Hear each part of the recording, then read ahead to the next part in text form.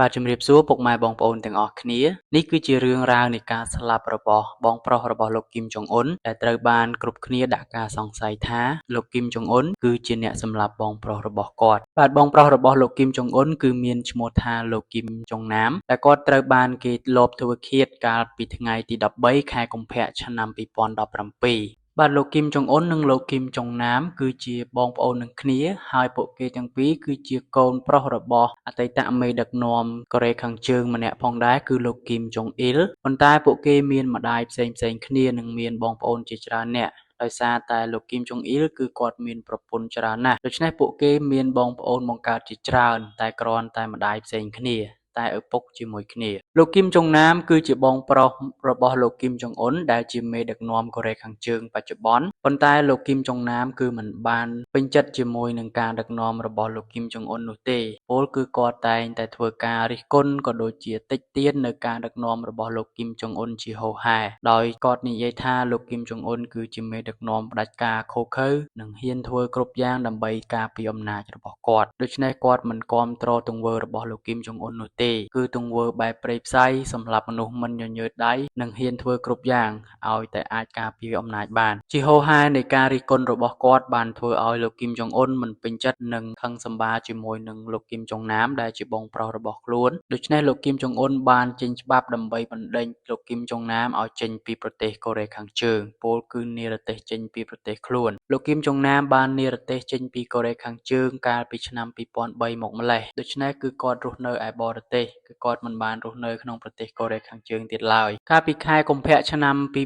2017គឺលោកគីមចុងណាមបានធ្វើដំណើរទៅកាន់ប្រទេសម៉ាឡេស៊ីដើម្បីធ្វើដំណើរកម្សាន្តទៅកាន់កោះឡាំងកាវីនៅឯប្រទេសនោះហើយគាត់បានបន្តដំណើរកម្សាន្តរបស់គាត់នៅក្នុងប្រទេសម៉ាឡេស៊ីបានប៉ុន្មានថ្ងៃបន្ទាប់មកគាត់ក៏ត្រូវមានការធ្វើដំណើរបន្តទៅកាន់ទីក្រុងម៉ាកាវប្រទេសចិនវិញហើយគាត់បានទៅដល់ប្រលានយន្តហោះកូឡាឡាំពួរនៅឯប្រទេសម៉ាឡេស៊ីនោះប្រហែលជាម៉ោង9ព្រឹកដើម្បីរង់ចាំការហោះហើរមួយទៀតទៅកាន់ទីក្រុងម៉ាកាវប៉ុន្តែនៅពេលដែលគាត់បានទៅដល់ប្រលានយន្តហោះគាត់ស្រាប់តែមានអារម្មណ៍ថាមានមនុស្សកំពុងតែតាមគាត់ហើយគាត់បានរាយការណ៍ទៅកាន់ភ្នាក់ងារសន្តិសុខនៅឯប្រលានយន្តហោះនោះដែរថាមានមនុស្សកំពុងតែព្យាយាមតាមគាត់មួយសន្ទុះក្រោយមកក៏មាននារី2នាក់បានដើរតាមគាត់ហើយពួកគេបានធ្វើដូចជាការប្រេងលេងដែរគឺគេបានយកក្រណាត់មួយមករុំមុខរបស់គាត់ហើយបានយកដបស្ព្រេបាញ់ទឹកប្រភេទអ្វីម្យ៉ាងបាញ់ទៅលើផ្ទៃមុខរបស់គាត់ដែលប៉ូលីសបានបញ្ជាក់ថាទឹកដែលបានបាញ់ទៅលើមុខគាត់នោះគឺជាប្រភេទថ្នាំគីមីម្យ៉ាងដែលមានសារធាតុពុលយ៉ាងខ្លាំងដែលគេបានហាមឃាត់មិនឲ្យប្រើប្រាស់នោះទេ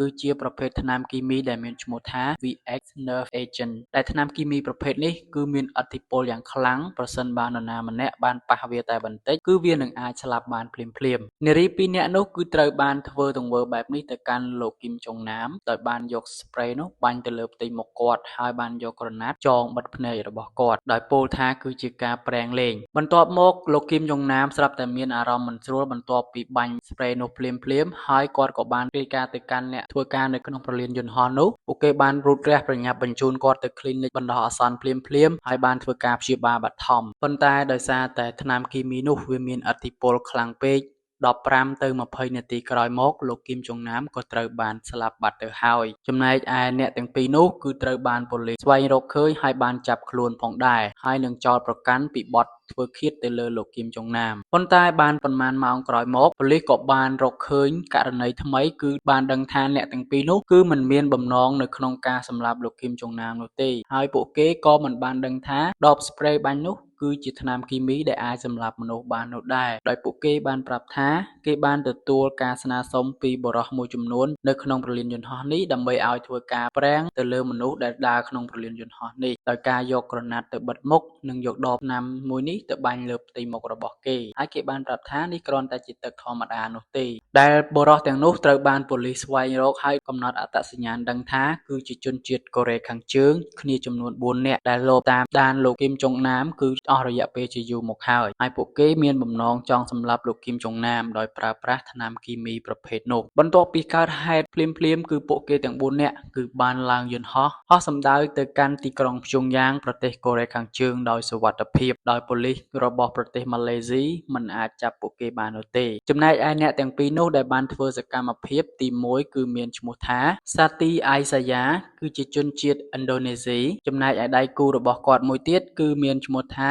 Dong Thi Huang គឺជាស្ត្រីជនជាតិវៀតណាមដែលអ្នកទាំងពីរត្រូវបានប៉ូលីសចាប់ខ្លួននិងចោទប្រកាន់ពីបទធ្វើឃាតលោកគីមចុងណាមប៉ុន្តែក្រោយមកក៏ត្រូវបានដោះលែងវិញហើយត្រូវបានចោទប្រកាន់ពីទោសស្រាលប៉ុណ្ណោះដោយការដាក់ទោសឲ្យជាប់ពន្ធនាគាររយៈពេល3ឆ្នាំនិង4ខែបន្ទាប់មកក៏បានដោះលែងពួកគេវិញពាក់ព័ន្ធនឹងការស្លាប់របស់លោកគីមចុងណាមបែបនេះហើយមានតម្រុយពីអ្នកដែលបញ្ជាពីក្រោយដែលពាក់ព័ន្ធទៅនឹងប្រទេសកូរ៉េខាងជើងមានការសង្ស័យជាច្រើនបានដាក់ទៅលើលោកគីមចុងអ៊ុនដែលជាប្អូនប្រុសរបស់លោកគីមចុងណាមដែលបានស្លាប់នោះថាគឺជាបញ្ជារបស់លោកគីមចុងអ៊ុនដែលបានប្រើភ្នាក់ងារសម្ងាត់ដើម្បីឲ្យមកស៊ើបការនិងសម្លាប់បងប្រុសរបស់គាត់ដល់ប្រទេសម៉ាឡេស៊ីបន្ទាប់ពីរឿងរ៉ាវនេះបានកើតឡើងហើយមានការចុះផ្សាយព័ត៌មានបែកធ្លាយជាច្រើនអ្នកដែលរិះគន់ខ្លាំងៗទៅកាន់របបក្រុងព្យុងយ៉ាងដែលដឹកនាំដោយលោកគីមចុងអ៊ុនទី1គឺប្រទេសកូរ៉េខាងត្បូងនិងទី2គឺសហរដ្ឋអាមេរិកប្រទេសកូរ៉េខាងត្បូងនៅពេលនោះគឺបានចោទប្រកាន់ចំទៅលើលោកគីមចុងអ៊ុនតែម្ដង